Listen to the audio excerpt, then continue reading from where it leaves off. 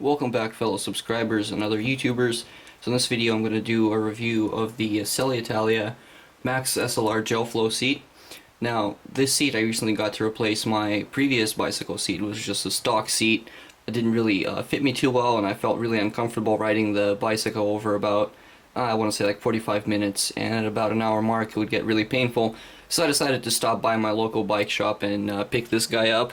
Now, the primary reason I picked it up, first of all, is of course this thing is padded, so it's got some gel. There's got a little bit on the back, and then also some towards the middle right here. But the most important part actually is the channel that you see right here. It's a pretty big channel.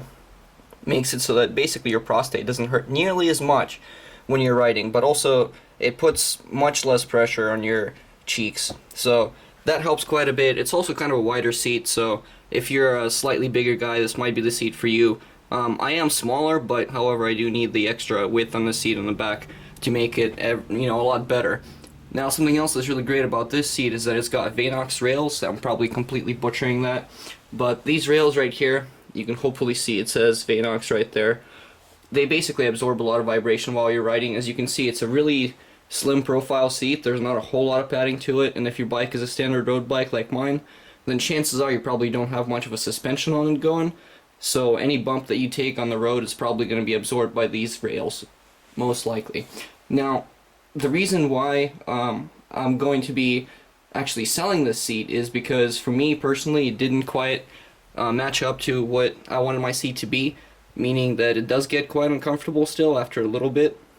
But with seats like this, if you're not used to a road going seat, then basically you have to kind of give yourself some time. You have to basically break the seat in for a couple of weeks. Also kind of have to break your butt in as well, so that's something else to look to when buying a road going seat like this. Now the build quality is really great.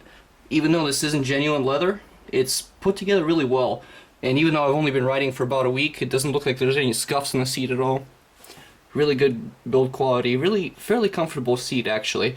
And it's got a great profile, so if you have aerodynamics in mind, this seat's definitely the way to go. Now, something else I gotta mention, the seat is really light. It's only 250 grams, so that's something that you might want to keep in mind as well. And last but not least, if you're looking for a seat this size, this one is an L3. Now, they do have a bunch of them.